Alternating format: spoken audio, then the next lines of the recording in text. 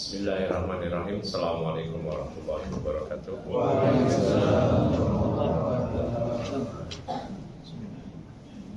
Alhamdulillahirabbil alamin. Wassalatu wassalamu ala asyrafil anbiya'i wal mursalin nabiyina wa sayyidina Muhammadin wa ala alihi wa sahbihi ajma'in. Wa asyhadu an la ilaha illallah wahdahu la syarika lah wa asyhadu anna Muhammadan abduhu wa rasuluh. Allahumma shalli wa sallim wa barik ala nabiyyina wa sayyidina Muhammadin wa ala alihi wa sahbihi wa ba'd. Bapak-bapak, ibu-ibu, azanul yakum dari jamaah Masjid Al-Iman. Alhamdulillah pagi ini kita kembali dimudahkan oleh Allah Subhanahu wa taala untuk melaksanakan aktivitas kebaikan kita. Sholat subuh berjamaah, ya, kemudian juga dilanjutkan dengan wirid, zikir dan majelis ilmu agama ini. Ini adalah ibadah yang besar, terlebih lagi sholat subuh yang banyak orang tidak Allah berikan taufik untuk sholat subuh ke masjid. Ada orang yang istiqomah ke masjid sholat subuhnya, ada juga orang yang istiqomah di rumah sholat. Ini istiqomah yang buruk. Dan orang yang sholat subuhnya di rumah alias kesiangan dan terus menerus, ini keburukan, Pak. Nabi SAW menyatakan ketika ditanya tentang seorang yang ketiduran sholat subuh, kata Rasulullah SAW, "Dzata rajul nama wa bala alaihi syaitan." Itulah orang yang dikencingi telinganya oleh setan. Ya, iya dan tidak. Kalau kesiangan subuh sesekali ya mungkin dimaklumi karena kelelahan. Tapi kalau terus-terusan sholat subuhnya kesiangan, coba introspeksi. Mungkin banyak dosa-dosa kita ini. Ya, kita semua banyak dosa, tapi coba kita bertobat pada Allah. Ya, barakallahu fikum. Kita lanjutkan lagi dari kajian kitab Al-Arba'in An-Nawawiyah. Saya lupa sudah selesai belum hadis kedua? Belum ya? Belum selesai. Masih panjang, gak apa-apa. Masih kemarin terkait tentang takdir ya. Masih ingat gak Pak? Saya ajak murojaah, saya gak tanya deh. Kalau ditanya ntar belum murojaah. 4 tahapan beriman pada takdir. Yang pertama, mengimani ilmu Allah. Yang kedua, mengimani kitabah catatan takdir. Yang ketiga, mengimani masyiah kehendak Allah. Yang keempat, mengimani al-khalq penciptaan Allah. Maksudnya apa gitu? Yang pertama, mengimani ilmu Allah, kita imani bahwasanya semua yang telah terjadi, sedang terjadi, dan akan terjadi, Allah telah ketahui. Yang kedua, kita imani kitabah. Maksudnya apa? Kita imani semua yang telah terjadi, sedang dan akan terjadi, semuanya sudah tercatat di Lauhul Mahfuz. Nggak ada sesuatu apapun yang terjadi yang terluput dari pengetahuan Allah atau catatan takdir. Yang ketiga, kita imani masyiah. Maksudnya apa masyiah? Kita imani semua yang telah terjadi, sedang dan akan terjadi, kebaikan atau keburukan, Allah telah menghendaki. Kekufuran, kekafiran, keimanan, ketaatan, maksiat, semua Allah telah kehendaki. Namun Allah memiliki 2 kehendak. Kehendak masyi, kehendak kauniyah, dan kehendak syariah. Apa itu kehendak kauniyah? Tadi semua yang Allah kehendaki pasti terjadi. Kekafiran, keimanannya Musa, kekafirannya Fir'aun, keimanan Umar bin Khattab, kekafirannya Abu Jahal, semua Allah kehendaki. Dengan iradah, dengan kehendak Allah kauniyah yang memang sudah menjadi catatan takdir. Dan Allah punya kehendak yang kedua, yaitu syariah. Allah menghendaki Fir'aun beriman, Allah menghendaki Abu Jahal beriman, Allah menghendaki iblis taat kepada Allah. Namun ini kadang atau bahkan tidak terjadi. Ada yang terjadi dan ada yang tidak terjadi dari kehendak Allah syar'iyah ini. Allah menghendaki Fir'aun beriman sehingga Allah utus Musa, idhab ila Fir'auna innahu tagha. Wahai Musa, pergi sana ke Harun, dakwahin dia.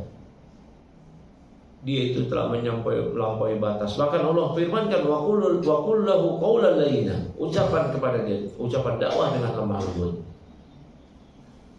Namun ternyata kehendak Allah syar'iyah ini yang menghendaki Fir'aun beriman ternyata tidak terjadi. Kenapa? Karena tidak selaras, tidak sesuai dengan iradah kehendak Allah kauniyah. Kehendak Allah kauniyah menghendaki Fir'aun kafir, mati dalam keadaan kafir. Bisa dipahami sini, Pak? Ya. Allah menghendaki kita, menghendaki manusia semuanya untuk taat kepada Allah. Allah utus Rasul, Allah berikan hujah, berikan peringatan, Allah tegur kita, Allah panggil kita dengan seruan sholat, Allah ajak kita kepada kebaikan-kebaikan. Ini iradah Allah syariah. Namun terkadang kita melakukan kelalaian, kemaksiatan, dan itu juga sesuai dengan kehendak Allah kauniyah. Jadi semua yang ada di alam semesta ini itu tidak ada yang terluput sedikit pun dari kehendak Allah terjadinya apa yang telah terjadi di alam semesta ini maupun yang akan terjadi. Yang keempat, kita imani al-khalq, penciptaan. Maksudnya apa? Kita imani semua yang telah terjadi, sedang terjadi, akan terjadi. Allah yang menciptakan. Kebaikan dan keburukan Allah yang menciptakan. Perbuatan manusia Allah yang menciptakan. Ketaatan manusia Allah yang menciptakan. Bahkan kekufuran manusia Allah yang menciptakan. Allah berfirman, "Wallahu khalaqakum wa ma ta'malun." Allah yang menciptakan kalian dan apa yang kalian kerjakan. Namun Allah memberikan manusia ikhtiar, ada pilihan. Allah memberikan pada manusia ada qudrah, kemampuan untuk taat atau maksiat. Allah berikan kepada manusia memiliki iradah, ada pilihan, ada keinginan. Mau taat, mau maksiat, mau bangun subuh atau ketiduran, mau ke masjid atau salat di rumah, mau ngaji atau enggak ngaji. Manusia diberi pilihan oleh Allah. Allah tegaskan, wa minkum man yuridud dunya wa minkum man yuridul akhirah. Di antara kalian memang manusia ada yang menginginkan kehidupan dunia, di antara kalian ada yang menginginkan akhirat. Namun semua itu Bapak Ibu sekalian, kehendak manusia, pilihan manusia, kudrah, kemampuan manusia untuk taat atau tidak taat, itu semua tidak lepas dari kehendak Allah. Wa ma tasyauna illa ayyasha Allahu rabbul alamin. Dan apa yang kalian kehendaki itu semua itu tidak akan mungkin terwujud kecuali sesuai dengan apa yang Allah kehendaki rabbul alamin. Maka beriman kepada takdir cukup kita imani dengan 4 tahapan tadi. Kita mengimani ilmu Allah, kita baca tentang takdir, masyiah kehendak Allah, akal penciptaan. Kita imani saja. Yang kedua, kita berdoa kepada Allah agar kita mendapatkan takdir yang baik, terhindar dari neraka azab kubur, terhindar dari kekufuran. Kita minta agar kita diberikan ketaatan, keistiqomahan, dilindungi dari azab kubur, dimasukkan ke surga. Yang ketiga, kita beramal, berikhtiar dengan amal. Beramal dengan hal-hal yang mendekatkan diri kita kepada keridhaan Allah, kecintaan Allah kepada surga, menjauhi amalan-amalan yang menjauhkan kita dari neraka, dari azab, dari kekufuran, kemaksiatan dan seterusnya. Cukup itu aja, nggak perlu berdalam-dalam bertanya-tanya, kenapa ya Allah ciptakan Fir'aun? Allah kehendaki Fir'aun kafir. Ini namanya berdalam-dalam. Makanya takdir sirrullah, rahasia Allah. Akal kita tidak mampu menjangkau. Kenapa ya? Itu rahasia Allah. Cukup bagi kita untuk mengimani saja, udah selesai. Udah. Nggak perlu lagi tanya kenapa ya. Barakallahu fikum. Rasulullah SAW menyatakan, kullukum, setiap kalian, masing-masing dari kalian, semuanya itu sudah tercatat tempat duduknya, maq'adnya, kaplingnya, tempat duduknya di surga atau di neraka. Maka kata para sahabat radhiyallahu ta'ala anhum, ya Rasulullah, afala nattakil ila kitabatina? Kata para sahabat, wahai Rasulullah sallallahu alaihi wasallam, kalau kita memang sudah dicatat, ditentukan tempat duduknya di surga atau di neraka, kalau begitu ngapain kita capek-capek beramal? Ya udah nattakil ila kitabatina. Ya udah kita bersandar aja mak catatan takdir kita. Toh kalau ditakdirkan surga nggak ngapa-ngapain juga nanti ujung-ujungnya surga. Ditakdirkan neraka capek-capek beramal, toh neraka. Kata Nabi sallallahu alaihi wasallam, nah, malu kullukum khuliqul lima yusra. Tetap beramal karena masing-masing kalian diciptakan ya, untuk kemudahan apa ya. Makanya kita terus beramal aja. Malu terus beramal. Kemudian Nabi bacakan ayat. Fa amma man ata wa taqa wa saddaqa bil husna fasanyassiruhu lil yusra. Wa amma man bakhila wastaghna wa kadzdzaba bil husna fasanyassiruhu lil usra. Nah, Allah firmankan, dibacakan ayat oleh Nabi. Fa amma man a'ta, barang siapa, maka siapa yang memberi, dia memberikan sedekahnya, wattaqa, kemudian dia bertakwa, wasaddaqa bil husna, dia membenarkan al husna surga, fasanyassiruhu lil yusra, kami mudahkan dia ke jalan kemudahan, yaitu kemudahan takdir yang baik, surga, kebaikan. Wa amma man bakhila wastaghna wa kadzdzaba bil husna, namun siapa yang bakhil, enggak mau beramal, wastaghna, merasa cukup, enggak mau taat pada Allah, enggak mau bertakwa pada Allah, wa kadzdzaba bil husna, dan dia mendustakan surga, fasanyassiruhu lil usra, kami akan mudahkan dia ke jalan kesulitan, takdir yang buruk.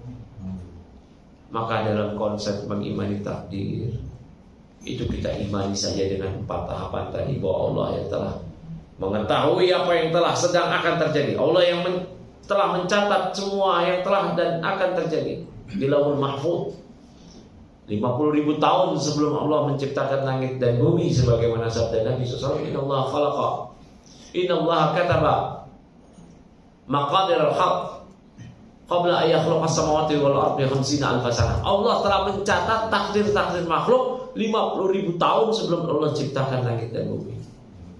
Allah catat saat ini duduk kita di sini. Kemudian kita imani masyiah, kehendak Allah, dengan 2 kehendak Allah tadi. Allah memiliki 2 kehendak. Kehendak namanya tadi apa, Pak? Kauniyah, yang satu lagi apa? Syar'iyah. Kauniyah, kehendak Allah yang pasti terjadi. Kafirnya Fir'aun, imannya Musa. Kafirnya Iblis, imannya Adam. Keimanannya malaikat. Kafirnya Abu Jahal, keimanannya Umar bin Khattab. Kesiangannya orang subuh hari ini, dan ada orang yang subuh ke masjid hari ini, itu semua Allah kehendaki dengan kehendak kauniyah yang pasti terjadi, tidak terelakkan. Nah, yang kedua ialah dari kehendak Allah syariah. Allah menghendaki iblis taat, Allah menghendaki malaikat taat, Allah menghendaki Umar bin Khattab taat, Allah menghendaki Abu Jahal taat, Allah menghendaki Fir'aun taat, Allah menghendaki Musa taat. Namun iradah syariah tadi bisa terjadi, bisa juga tidak terjadi. Kalau iradah kauniyah pasti terjadi. Yang keempat tadi apa, Pak? Tahapannya al-khalq, penciptaan. Allah yang menciptakan perbuatan kita, kekufuran, kekafiran, ketaatan, maksiat, taat, semua. Maka konsep mengimani takdir ini mudah. Imani, amalkan. Udah itu aja. Kita imani aja dan amalkan. Beramal apa? Beramal semua hal-hal yang mendekatkan diri kita kepada takdir yang baik. Jangan berdalam-dalam. Berdalam-dalam itu apa? Memikirkan rahasia Allah ini. Kenapa Allah takdirkan Fir'aun kafir? Kenapa Allah takdirkan iblis yang mau taat? Itu rahasia Allah. Otak kita gak mampu menjangkaunya. Ngapain mikirin urusan Allah? Allah gak boleh ditanya kenapa. Allah firmankan, la yus'alu amma yaf'alu wa hum yus'alun. Allah gak boleh ditanya tentang apa yang Allah lakukan, namun mereka lah manusia yang akan ditanya kenapa mereka melakukan. Allah menghendaki apa yang Allah kehendaki. Fa'alun lima yurid. Allah maha melakukan apa yang Allah kehendaki. Gak boleh ditanya kenapa Allah begini, kenapa kita yang ditanya. Kenapa kita begini, kenapa kita begitu? La tasulu qadama abdin yaumal qiyamah hatta yus'ala an umrihi fima afnah. Tidak akan beranjak kaki seorang hamba pada hari kiamat hingga dia ditanya tentang umurnya. Untuk apa umur dia habiskan? Kita yang ditanya. Kita yang ditanya. Kita ditanya umur kita ini kemana aja. Allah tegaskan lagi di Al-Quran, awalam nu'ammirkum ma yatadakkaru fihi ma tadakkara wa ja'akumun nadhir. Bukankah kami telah panjangkan umur kalian sehingga di panjangnya umur tersebut orang yang mengambil pelajaran bisa mengambil pelajaran, dan telah datang kepada kalian peringatan. Kita ditanya oleh Allah tentang usia kita. Namun hak bagi kita untuk bertanya kenapa Allah begini, kenapa Allah takdirkan begitu, nggak ada hak sama sekali bagi kita. Nggak ada hak. Dan mengimani takdir sesuai dengan yang tadi telah diterangkan, inilah jalan ulama Ahlussunnah wal Jamaah. Dan ada dua kelompok yang tersesat di sini. Ahlussunnah di tengah-tengah. Kelompok yang pertama Qadariyah yang mengingkari takdir. Kelompok yang kedua namanya Jabriyah yang hanya berpangku kepada takdir. Jabriyah mengatakan semua takdir. Maksiat yang salahin dong takdir. Korupsi ya takdir. Tapi mereka juga tidak konsisten. Coba tuh orang yang ngomong Jabriyah, ini udah takdir, tampar ke mukanya, Pak, kamu utak saya balas takdir.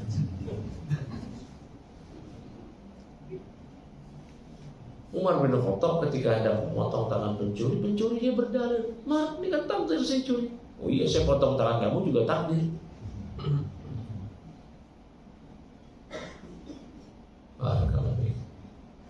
Ini namanya Jabriyah. Jadi yang saya katakan, Allah memiliki dua kehendak, kehendak kauniyah dan kehendak syariah. Jabriyah hanya mengimani kehendak kehendak kauniyah. Qadariyah enggak mengimani.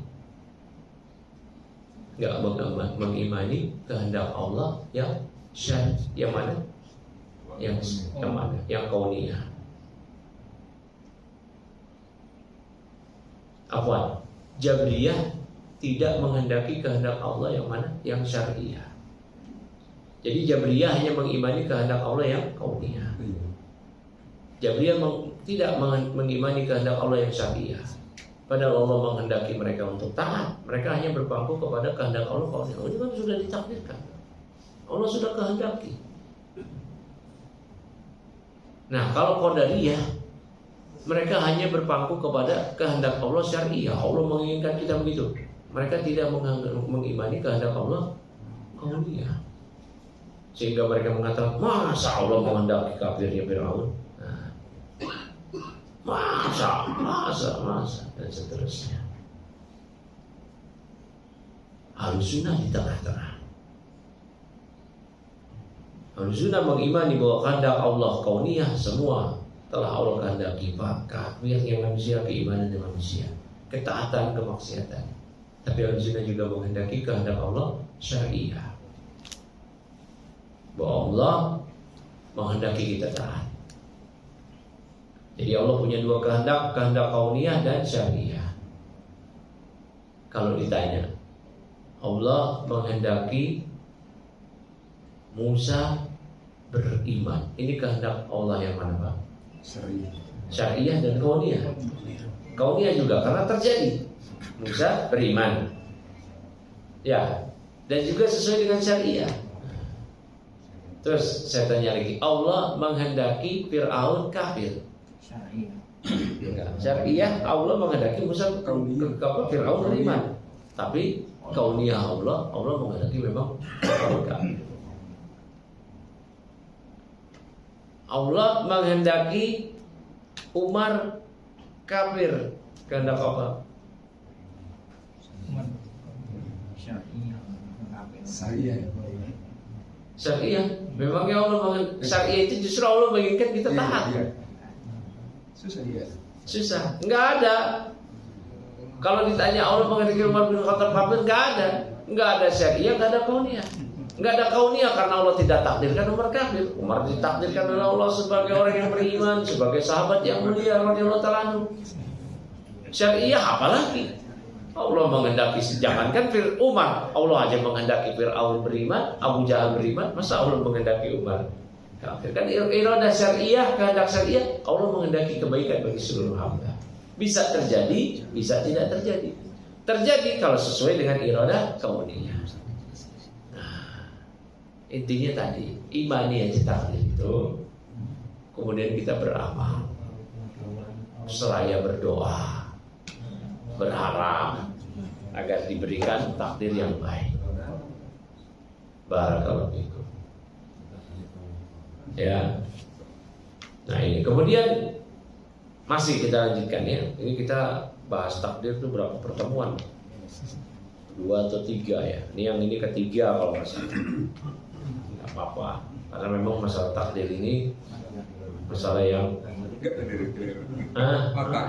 iya, nggak apa-apa. Ya. Nah makanya beriman pada takdir antuk menabil qadari khairihi wa syarrihi. Beriman pada takdir yang baik atau yang buruk. Dan buah beriman pada takdir yang buruk diantaranya ketika terjadi musibah, kita tidak terlalu lama larut dalam kesedihan. Bahasa orang sekarang, cepat move on. Ya, kenapa? Mengimani dia, ini udah Allah takdirkan. Kemudian dia bisa berharap pahala. Ya, dia bisa berharap pahala. Kalau dia bersabar, ini yang merealisasikan keimanan. Orang yang gak beriman sama takdir, ketika terjadi musibah udah terjadi dan telah terjadi, gak mungkin bisa flashback kembali ke belakang, gak mungkin. Akhirnya dia gak bisa move on, terus terpuruk, frustasi, trauma, mengingat-ingat terus, penyesalan yang mendalam, gak lekang-lekang tuh penyesalan. Coba, kalau coba aja gak begini, coba aja begini. Dia menyalahkan diri sendiri atau menyalahkan orang lain terus gitu aja. Dan yang lebih penting dari itu bahayanya, naudzubillah, nggak beriman dia sama takdir, buruk sangka sama Allah terus. Coba orang beriman sama takdir, baik sangka, ini kebaikan buat Allah.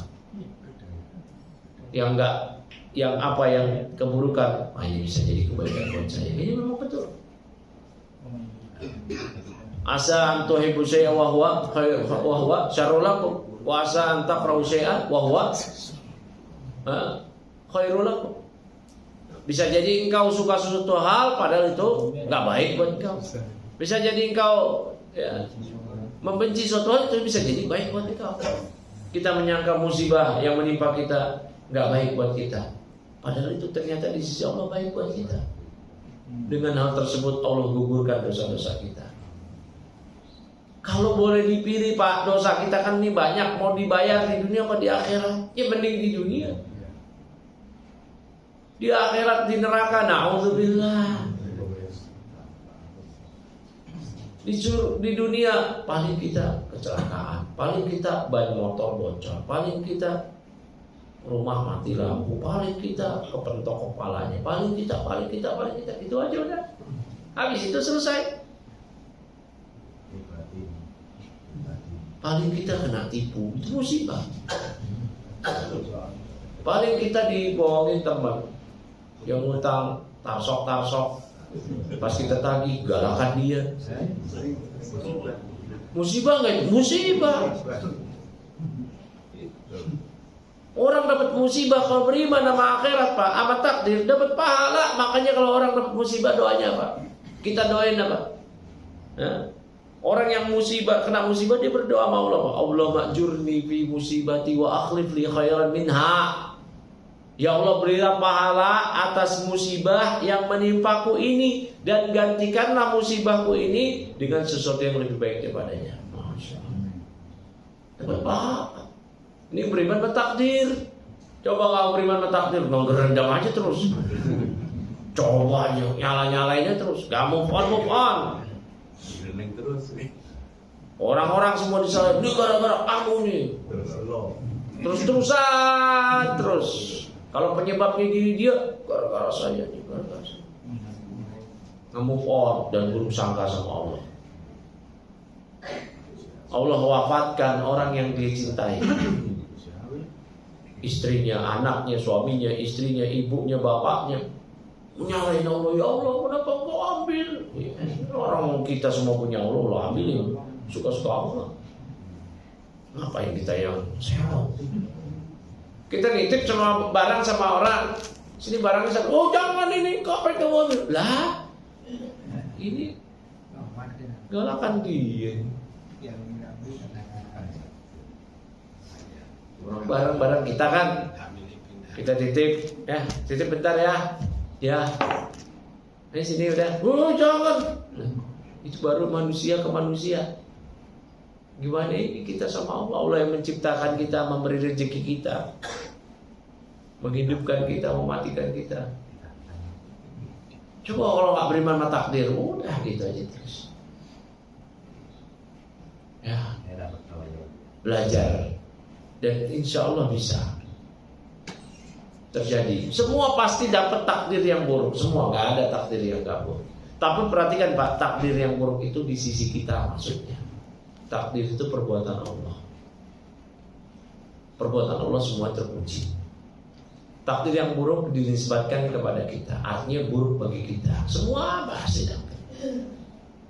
Kematian orang-orang yang kita cintai, kehilangan dari barang kita, ada itu. Tapi kalau beriman sama takdir, udah selesai, cepat move on. Coba Pak, orang beriman Pak, kalau kematian keluarganya, bandingkan dengan orang kafir yang kematian keluarganya, beda sih reaksinya. Orang kafir meraung-raung, meratap-ratap, menangis-nangis, jambak-jambak, bahkan ada yang pingsan, bahkan ada yang ikut bunuh diri, bahkan ada yang aduh. Orang beriman nangisnya sedikit aja. Sedih orang beriman. Rasulullah SAW putranya, putrinya meninggal semua banyak Pak. Yang hidup cuma sedikit. Sampai setelah menjadi nabi dapat anak laki-laki lagi, Ibrahim namanya. Masih kecil meninggal, Nabi sedih. Innal aina tadma wa qalbu yahzan wal qalbu yahzan. Ya. Wala naqulu illa bima yurdi rabbana. Wa inna bifiraqika ya Ibrahim la mahzunun, kata Rasulullah SAW. Sesungguhnya air mata ini mengalir, hati ini sedih. Namun kita tidak mengucapkan dengan kalimat kecuali yang mendatangkan, kecuali yang kita ucapkanlah kalimat yang mendatangkan keridhaan Rabb kita.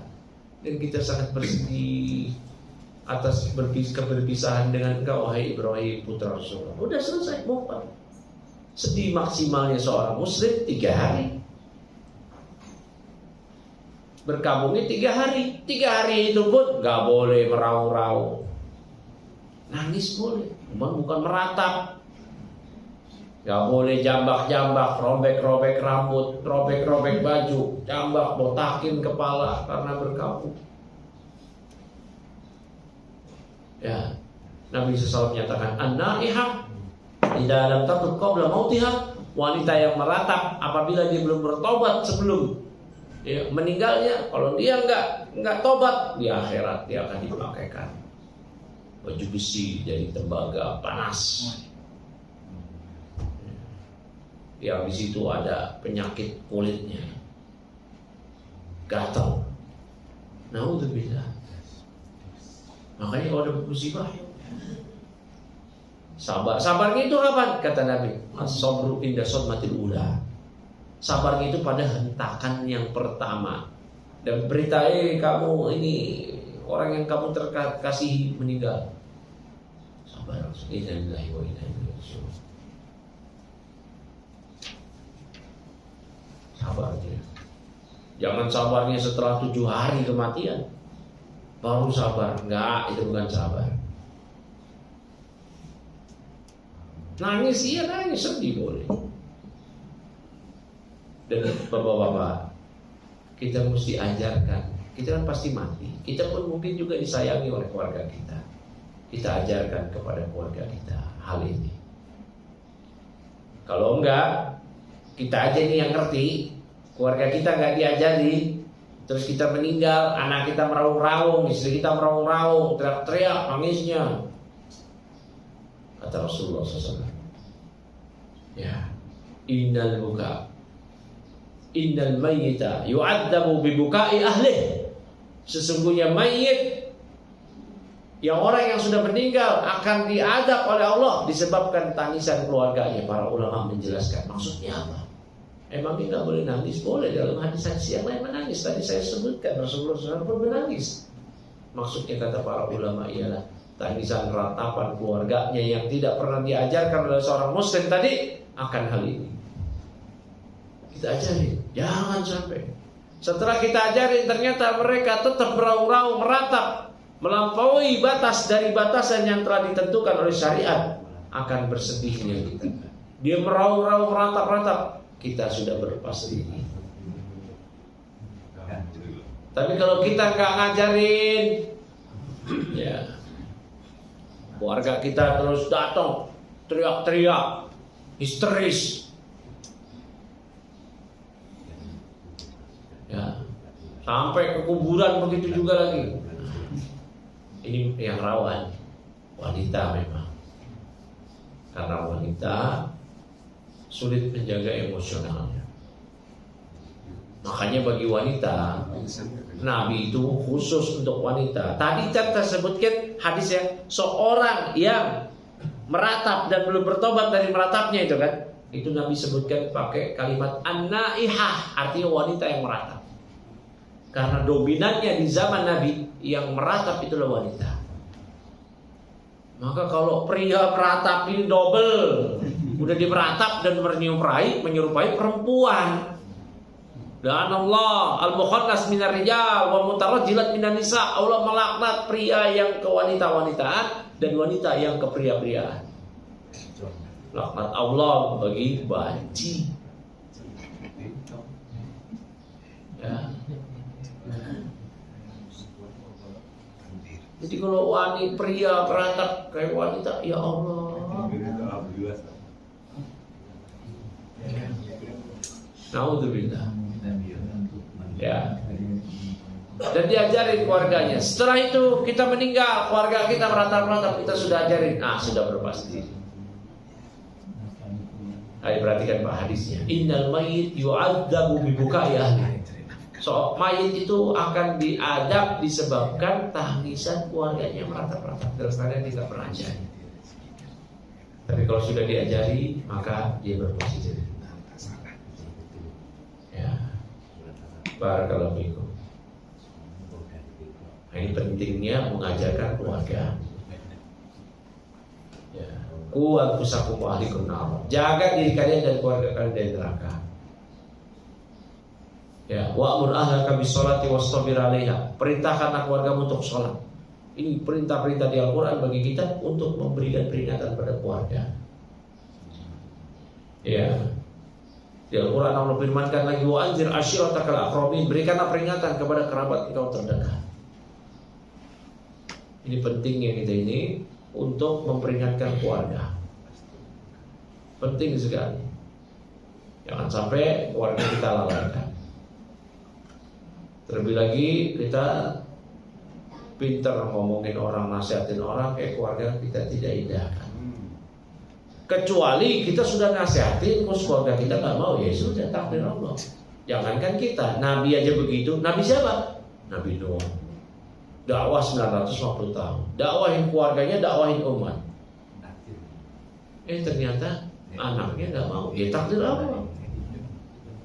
Nabi Lut dakwahin umat, tapi ternyata istrinya nggak mau. Ya jadi udah didakwain istrinya, tapi nggak mau. Ya sudah. Makanya Pak, jangan terlalu mencela.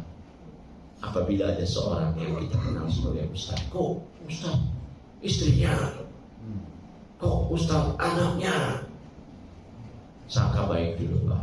Bisa jadi dia sudah menasihati. Kan hati istrinya, hati anaknya nggak bisa dia kuasai. Jangankan ustadz itu, Nabi Nuh, Nabi Lut, nggak bisa. Rasulullah SAW aja dakwahin pamannya yang belum cintai, nggak bisa.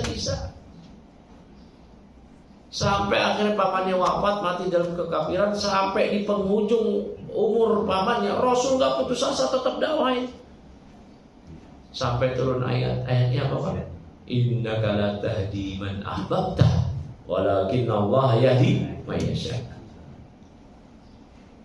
Ya, sesungguhnya engkau wahai Nabi tidak bisa memberi hidayah kepada orang yang engkau cintai sekalipun, dan Allah memberikan hidayah kepada siapa saja yang Allah kehendaki.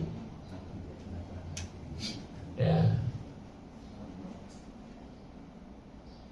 lasta alaihim bimusaitir. Engkau gak bisa menguasai hati mereka. Ya, jadi kalau ada ustaz yang wah, sama kita aja nih, kita melihat tetangga kita, teman kita dia soleh, kita lihat kok istrinya gak berhijab, kok anaknya, nah, kita melihat begitu. Sangka baik Pak, dia sudah dakwahin. Nah, kecuali dia orang yang terkenal nggak peduli.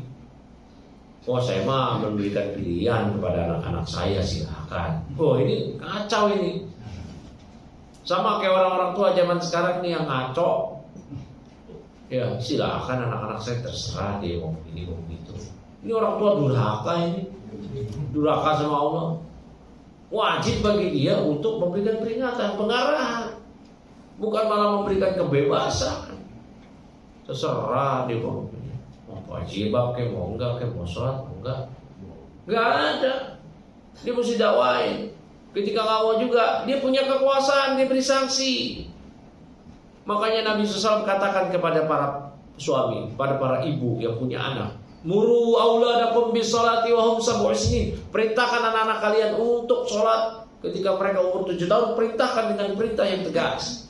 Sebelum umur 7 tahun perintahkan sholat, tapi ketika dia nggak mau sholat, ya udah belajar dulu. Tapi kalau sudah 7 tahun, terus ditagih terus, zuhur udah ayo zuhur, asar ayo sholat asar, maghrib tiap hari, sampai tuh anak bisa istiqomah, konsisten, komitmen dalam sholatnya. Kemudian kalau sampai umur 10 tahun nggak mau sholat, kata Nabi apa? Wadribuhum bahum Nabi asyik. Pukul mereka kalau mereka nggak mau sholat ketika mereka berumur 10 tahun dengan pukulan yang mendidik. Bukan pukulan ngamuk-ngamuk, bukan dicabuk pakai gesper.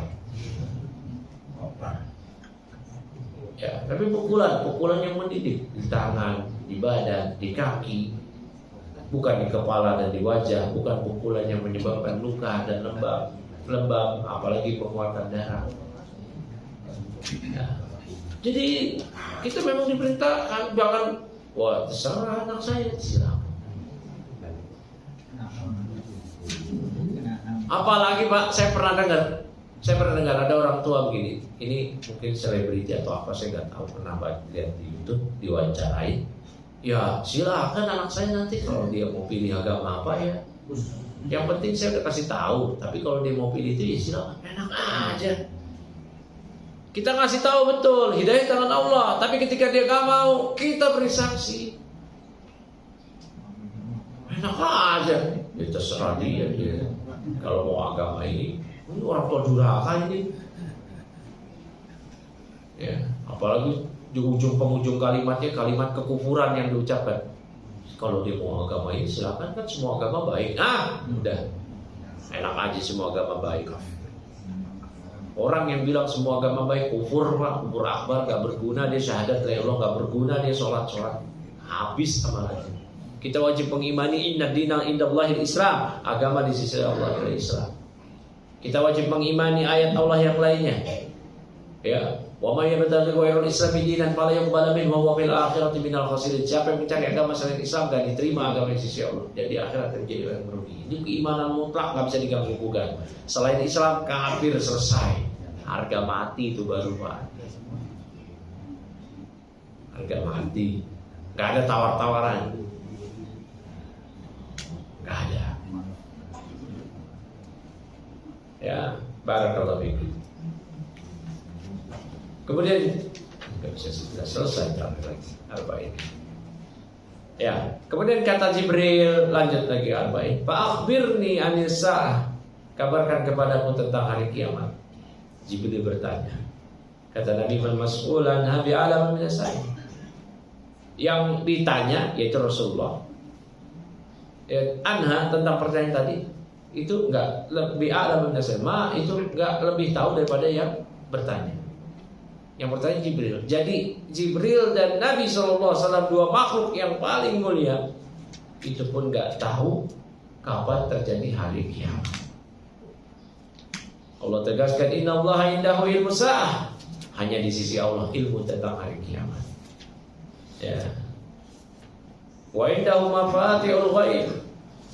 La ya'lamuha illahu, di sisi Allah itu kunci-kunci ghaib, gak ada yang tahu kecuali Allah.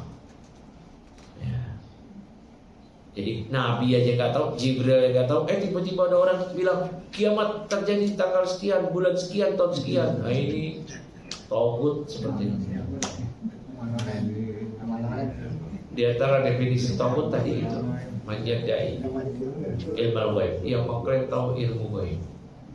Para peramal itu tauhid, kufur dia, kafir dia. Ya. Tanggal 12 bulan 12 tahun 2012 terjadi kiamat. Nah ini tanda-tandanya ada hari kiamat dia. Makanya Nabi sebutkan lagi, Pak akhbirni an amaratiha, kata Jibril.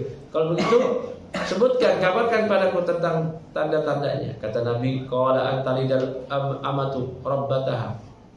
Amah budak wanita akan melahirkan tuannya. Para ulama menjelaskan maksudnya. Maksud yang pertama yaitu banyaknya kedurhakaan, sehingga seorang ibu melahirkan anaknya jadi tuan karena anaknya ini akhirnya durhaka kepada orang tuanya, seakan-akan menganggap ibunya adalah budak. Yang pertama. Ya. Tafsir yang kedua, tanda hari kiamat seorang ibu melahirkan tuannya yaitu di akhir zaman. Di akhir zaman Islam akan menang setelah Dajjal dibunuh oleh Nabi Isa. Kemudian Islam banyak meraih kemenangan dan banyak ghanimah, harta rampasan perang, harta orang kafir dalam peperangan. Yang kedua, ghanimah berikutnya wanita-wanita orang kafir yang kemudian jadi budak. Budak ini kemudian boleh digauli oleh si muslim. Ya, setelah dibagi-bagi. Dan lahir anaknya adalah anak tuannya. Nanti budak tersebut namanya Ummul Walad. Ya, ibu dari tuan, anak tuan, dan anaknya statusnya adalah bukan budak, tapi orang merdeka. Nah, itu tafsir yang dijelaskan oleh para ulama. Yang berikutnya, wa antarul hufatal muratal arada ri'a asya yatatawwaluna fil bunyan. Kemudian kata Nabi SAW, dan engkau akan melihat, ya, yang dicirikan oleh Nabi ini ciri-ciri orang fakir, orang kere, ya, orang yang mereka ini, ya, nyeker, bertelanjang kaki, ya, tukang angon kambing, tiba-tiba mereka ya tatawwaluna fil bunyan, berlomba-lomba dalam mendirikan bangunan. Ini sudah terjadi, Pak. Negara-negara Teluk, nggak usah bilang 100 tahun lalu, nggak usah bilang 50 tahun lalu, baru 30 tahun lalu mereka itu, contoh di Dubai dan Abu Dhabi, ya, 34 tahun lalu itu mereka itu kere, negeri yang nggak dilihat, orang-orang yang nyeker, gembala onta, gembala sapi, gembala kambing, di gurun. Kemudian ditemukan kilang-kilang gas, minyak yang cadangannya luar biasa, sampai mereka nggak bisa nampung. Sampai Uni Emirat Arab itu minta negara-negara sekitar untuk bikin, ya, cadangan stok minyak dan gas mereka di antara India, terbagi hasil. Akhirnya mereka ya tatawwaluna fil bunyan, berlomba-lomba mendirikan bangunan. Kalau Bapak pernah ke Dubai, waduh, kalah itu Las Vegas, kalah itu New York, kalah itu semua. Mobil satpamnya aja Lamborghini, mobil polisinya juga udah bingung duit mau diapain. Mendirikan bangunan mereka, Pak. Lomba-lomba, berlomba-lomba. Saat ini bangunan tertinggi di dunia ada di situ, Burj Khalifa, bangunan tertinggi di dunia. Bingung tuh duit mau diapain sama orang-orang Arab itu. Nah, yang hobi bola, wah, selama ini kan senang nonton bola, Liga Inggris, Liga ini, Liga itu. Beli aja lah. Beli apa? Klubnya. Aneh beli sini. Mana sini saya bayarin berapa semuanya. Yang lain juga, aneh juga mau. Udah gak lagi suka sama klub bola, tapi dia yang mau milikin tuh klub bola. Berapa ratus triliun? Ayo, sini. Saya beliin semua.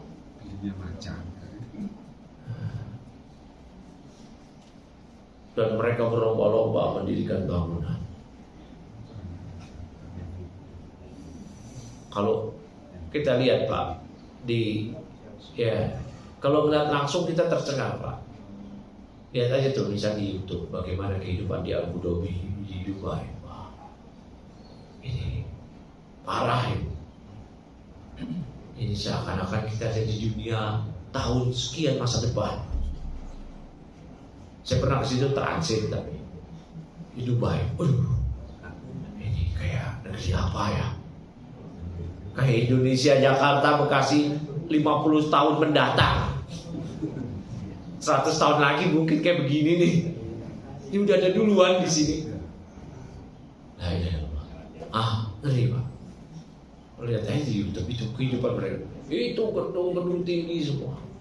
Lihat di bawah mobilnya. Avanza nggak ada.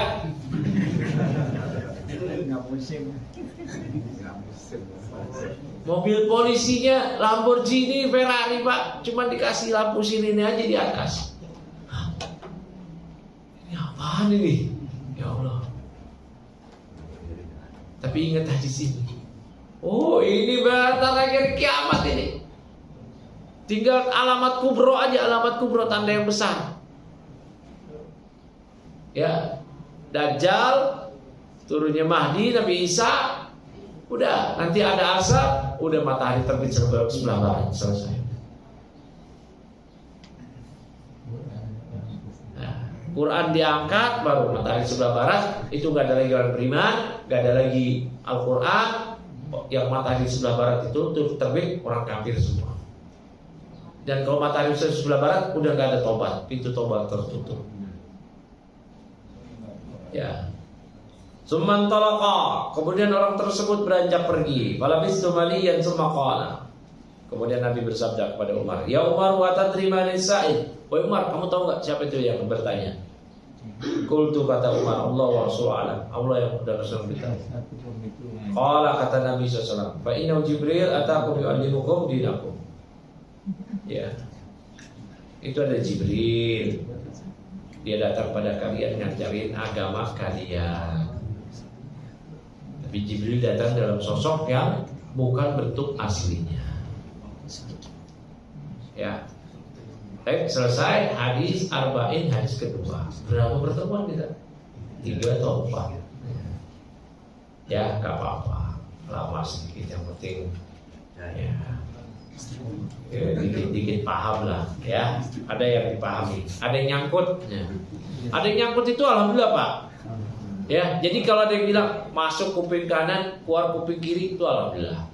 Yang repot itu masuk kuping kanan, keluar dari kuping kanan lagi, gak ada yang nyangkut. Waduh, ini tidur berarti ini. Tidur. Disampaikan apa dia nggak tahu. Ya, tapi masuk kuping kanan, keluar kuping kiri, ya itu masih mending lah. Apalagi ada yang nyangkut Pak, ada yang nyangkut. Ada yang nyangkut. Jadi nggak keluar dari kuping kanan, kuping kiri, tetap nyangkut di pikiran.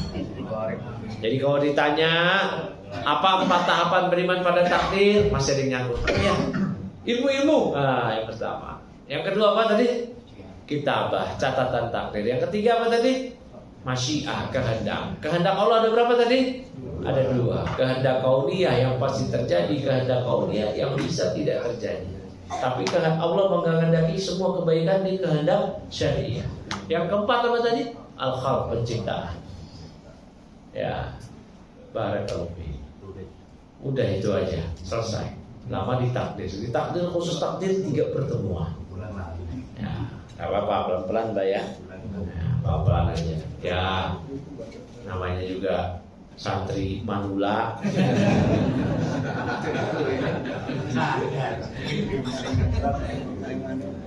Ya, mungkin saya tutup dulu biar dilihat ya oleh moderator ya. Baik, para kalau silakan ada pertanyaan. Assalamualaikum warahmatullahi wabarakatuh. Salam. Saya pernah dengar katanya doa dapat merubah takdir. Oh, masya Allah. Ya, doa merubah takdir. Ya, ada lagi saya tambahin lagi. Silaturahmi bisa panjangin umur. Ya, tambahin lagi tuh. Ya, nambah rezeki. Ya, nambah rezeki. Seakan-akan itu semua adalah merevisi dari semua ketentuan Allah di Lauhul Mahfuz. Apakah benar demikian? Harus diluruskan. Yang pertama, konsep awal yang pertama yang harus kita imani, catatan Allah di Lauhul Mahfuz tidak pernah berubah, tidak ada revisi. Emangnya skripsi revisi? Nggak ada. Nabi sabdakan ketika Allah firmankan kepada kolam, Allah kata Nabi, awal ma khalaqallahu kolam. Yang pertama Allah ciptakan kolam, pena. Penanya kayak apa nggak tahu. Nggak ada yang, jangan menerka-nerka bentuknya kayak apa, kayak begini atau bukan. Pena. Kemudian Allah berfirman pada kolam, uktub, tulis. Pena kemudian menyatakan kolam, ma'aktub ya Rabb, apa yang aku tulis ya Allah? Kata Allah, uktub ma huwa kainun ila yaumil sa'ah. Tulis semua yang terjadi sampai hari kiamat, ditulis oleh pena semua di Lauhul Mahfuz, di lauh lembaran catatan takdir mahfuz yang terjaga. Terjaga dari apa? Terjaga dari 2 hal. Mahfuz terjaga pertama dari diketahui oleh makhluk. Makanya tadi Allah firman, wa indahu ilmu sa'ah, di sisi Allah aja ilmu tentang kiamat, kada yang enggak tahu. Jibril aja nggak tahu, Nabi aja nggak tahu. Nah yang kedua, mahfuz terjaga. Terjaga dari apa mahfuz terjaga? Terjaga dari mahfuz min at-taghyir, terjaga dari perubahan. Dan yang disabdakan ketika selesai takdir mencatat itu, kata Nabi, wa rufi'al qalam wa jaffatis suhuf. Qalam, pena catatan takdir telah diangkat. Nggak ada lagi nulis takdir. Tapi ada pengecualian, ada catatan kaki, nggak ada lagi. Yang kedua kata Nabi, dan lembaran takdir lauh sudah mengering. Sudah mengering, artinya yang telah tercatat pasti terjadi. Tapi kalau kita silaturahmi, kita ditakdir, misalkan ditakdir nih, rezeki di hari Ahad ini, rezekinya mungkin lontong sayur banyak, suduk dapat duit berapa, makan siang apa, malam apa, udah mungkin catatan takdirnya itu aja. Pasti terjadi nggak? Pasti terjadi. Silaturahmi ke rumah kakak, ke rumah ibu, panjangin rezeki ya, panjangin umur ya, gitu. Panjangin umur, doa, panjangin umur enggak. Bukannya Allah jatahin umur dia 60 tahun, 50 tahun, terus dia rajin silaturahmi. Oh, ini karena dia rajin silaturahmi, tambahin jadi 60, jadi 65. Enggak ada kayak begitu. Jadi yang panjang umur apa? Kata para ulama, panjang umur keberkahan umurnya. Umur dia ada silaturahmi, jadi berkah umurnya. Dia doa, saya mau tanya, ketika dia doa sudah Allah takdirkan belum? Dia Allah takdirkan, dia berdoa. Doanya dikabulin nih. Ya Allah panjangkanlah umur bapakku dalam ketaatan, Pak. Ibu, kalau kita doain orang lain panjangin umur, mesti dengan ada ketaatan. Semoga Allah panjangkan umurnya dalam ketaatan. Buat apa panjang umur tapi dalam kedurhakaan? Semoga panjang umur ya. Ada orang dolim, terkenal dolimnya, terus kita semoga panjang umur terus berbuat dolim gitu. Enak aja. Ya. Bahkan kalau ada orang yang zalim, Pak, boleh Pak, kata para ulama, kita berharap agar kita istirahat dari dia, beristirahat dari kezalimannya. Selama ini kita dizalimi terus. Ini bagi orang yang sangat zalim, Pak ya. Nah, bukan yang baru zalim, cuma zalimin kita sendiri, yang dia menzalimi banyak manusia. Barakallahu fikum. Ya, jadi tidak dipahami bahwa kalau kita silaturahmi panjang umur kita berarti yang tadinya 60 tahun jadi 70, tidak demikian. Panjang umur dalam keberkahan. Kurang lebih di mana yang diterangkan oleh para ulama. Nah, ada yang lain sih. Ya. Itu mengenai takdir kauniyah sama yang syariah.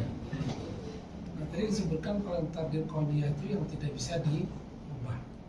Itu ya. Kauniyah yang tidak bisa berubah. Yang tidak bisa berubah. Yang pasti terjadi. Pertanyaan kita nih mengenai takdir untuk masuk surga dan neraka itu termasuk yang kauniyah atau yang syariah? Yang apa? Yang masuk surga atau masuk neraka seseorang itu apakah sudah tercatat sebelum kita lahir juga atau tidak?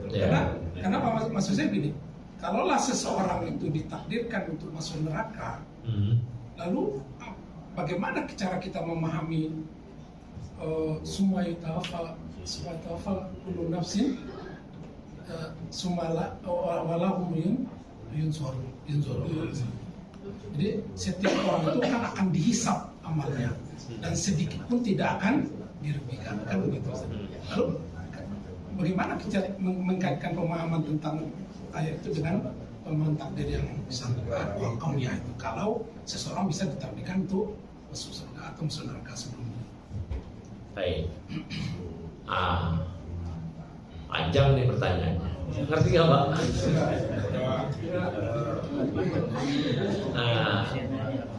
Ya, kita ditakdirkan. Pertanyaan tadi yang apakah seorang ditakdirkan masuk neraka itu sesuai dengan iradah Allah syariah atau kauniyah? Jawabannya kauniyah. Karena Allah menginginkan kita ke surga semua. Wallahu yad'u ila daris salam. Ya. Allah yang mengajak kita kepada negeri keselamatan. Kemudian pertanyaan berikutnya tadi apa? Mengkaitkan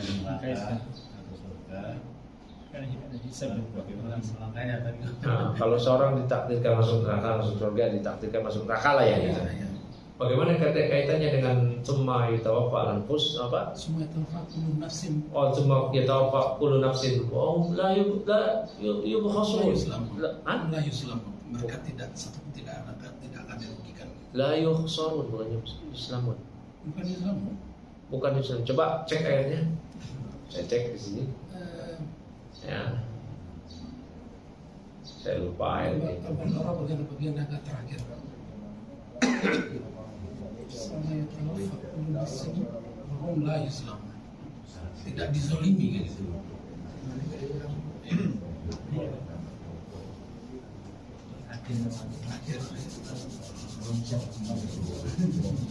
Kalau 11 sebelum 255 yang satu halaman itu ya. Berarti 254 yang satu halaman ada 254. Gak ada yang seperti itu Pak. Salah penyebutannya. Gak ada. Gak ada yang seperti itu.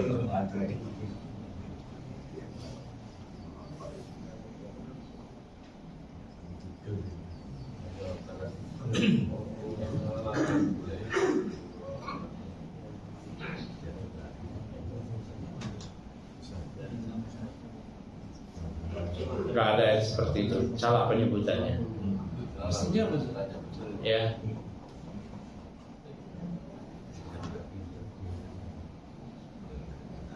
Ya intinya tadi yang Bapak tanyakan, apabila seorang dimasukkan, ditakdirkan ke surga, ke neraka, ya apa kaitannya dengan kalau dia dihisab gitu kan?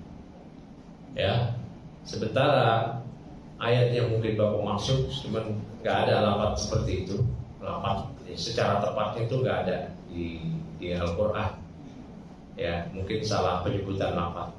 Ini di searching nggak ada, dan seingat Anda lafaz seperti itu nggak ada. Ya, mungkin salah penyebutan lafaz. Ya, coba di cross check lagi. Ya, salah penyebutan lafaz.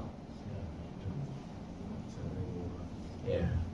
Ataupun kalau mereka dihisab dan mereka tidak dirugikan, mungkin di ayat-ayat yang lain, yaitu sesuai dengan keadilan Allah. Ya, sesuai dengan keadilan Allah. Bagi yang melakukan ketaatan, maka dihisab sesuai dengan ketaatannya. Yang melakukan kezaliman sesuai dengan kezalimannya. Ya. Di ayat 200 Surat 271 Al-Baqarah. Nah, ayatnya pasti bukan seperti itu karena nggak ada di Ya, tapi bukan dari awal di tengahnya. Iya. Tapi lafaz ayatnya, Summa yutawaffa kullu nafsin ma kasabat wa hum nah tuh kan beda ya kan. Karena lafaz plus itu nggak ada. Nih.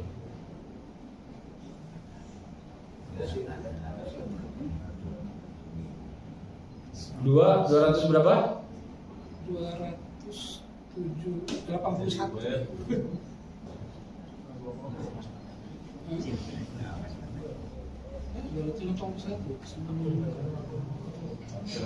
Coba dilihat kita bareng-bareng. 281. Ya. Wattaqu yawman turja'una fihi ila Allah tsumma yutawaffa kullu nafsin ma kasabat wa hum la yuzlamun. Ya. Kemudian masing-masing diberi balasan yang sempurna terhadap apa yang telah dikerjakan, sedang mereka enggak dirugikan. La yuzlamun, tidak didolimi sedikit pun, dia sesuai dengan hisabnya. Jadi kaitannya dengan takdir yang mau ditanyakan yang mana? Ya, kalau takdir kauniyahnya itu. Kauniyah. Kauniyah kan tidak bisa dirubah. Iya, tidak bisa dirubah. Seorang Fir'aun lah ya. Fir'aun Allah takdirkan dia kafir kan? Tapi kehendak Allah syariah menghendaki Fir'aun beriman kan? Sampai Allah utus Musa dan seterusnya. Pertama Pak, terkait hisab orang kafir, para ulama berbeda pendapat. Ibnu Hajar Asqalani, Syekhul Haras berpendapat orang kafir nggak dihisab, nggak dihisab, cash masuk neraka. Pendapat yang kedua, orang kafir dihisab.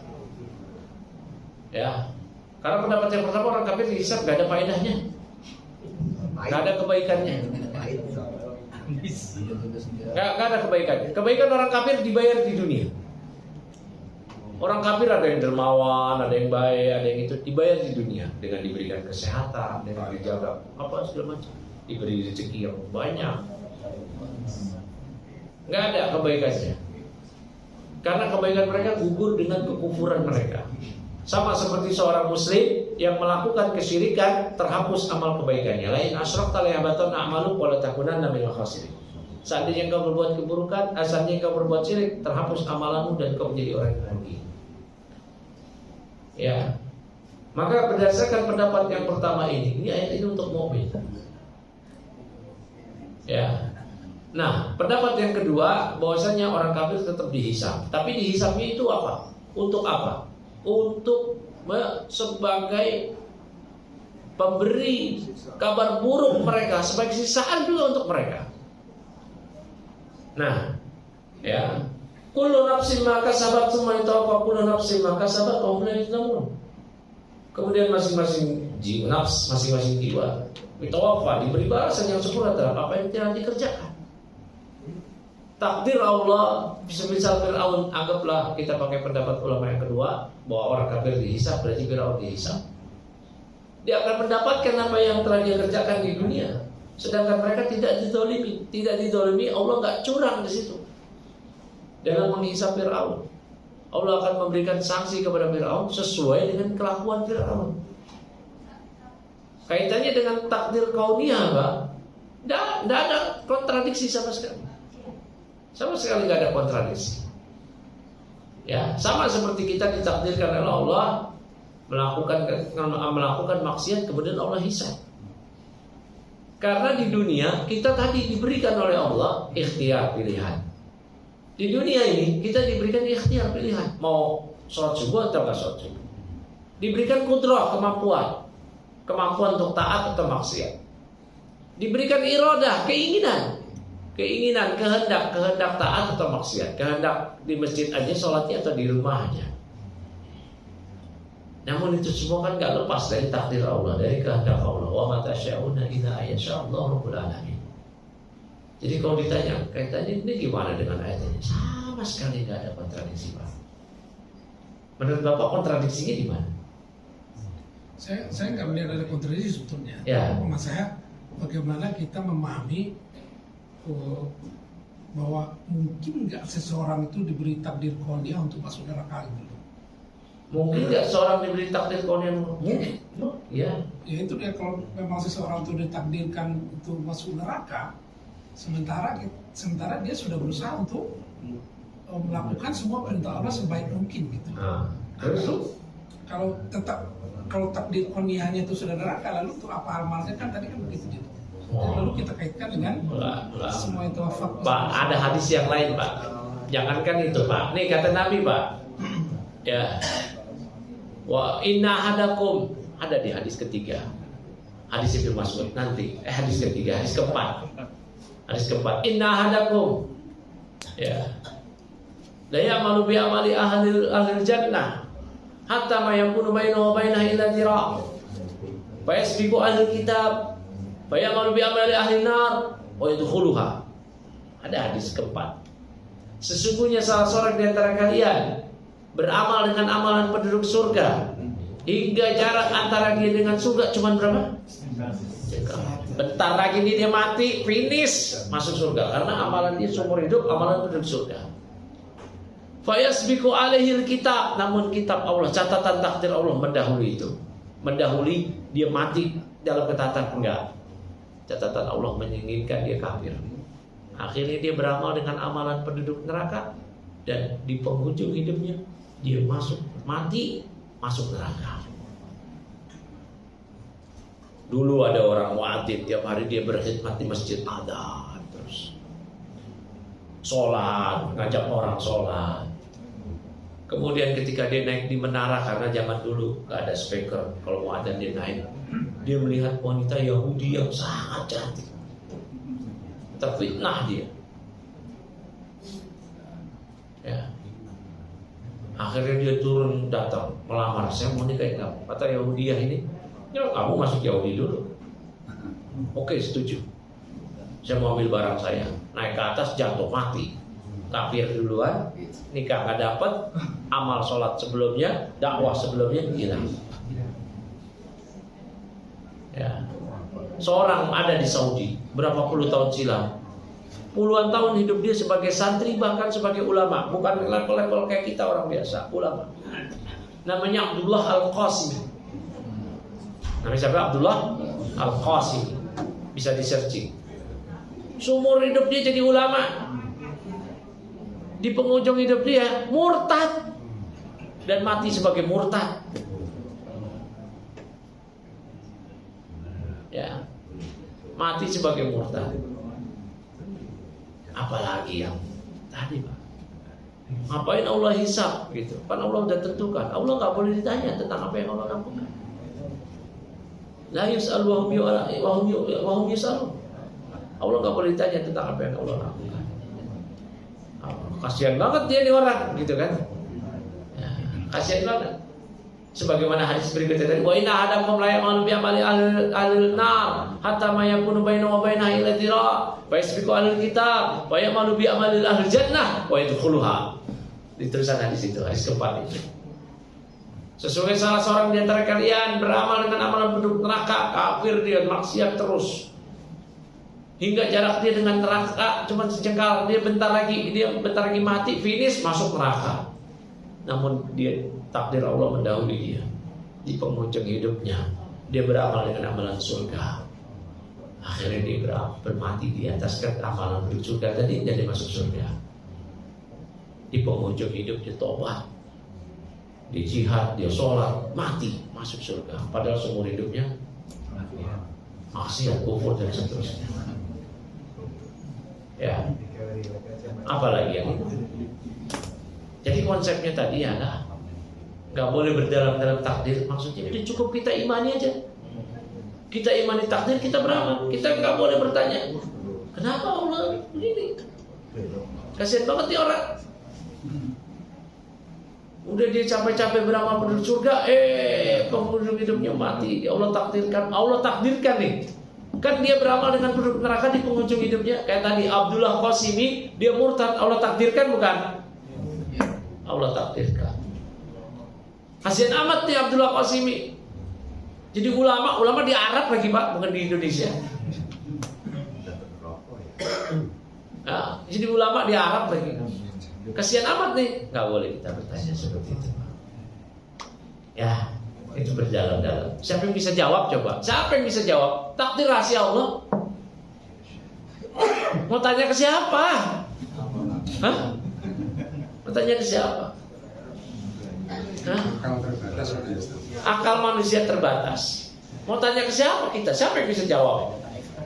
Kenapa? Firaun.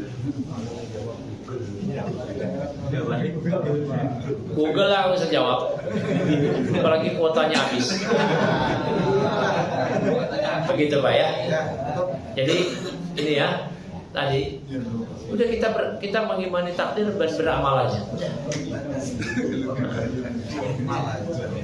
Gitu, akal kita terbatas. Baik. Ya. Cukup kali ya. Ya. Saya mungkin cukupkan, berarti ini selesai kajian hadis kedua. 4 pertemuan ya. Barakallahu fiik. Ini rekor juga buat saya pribadi ya.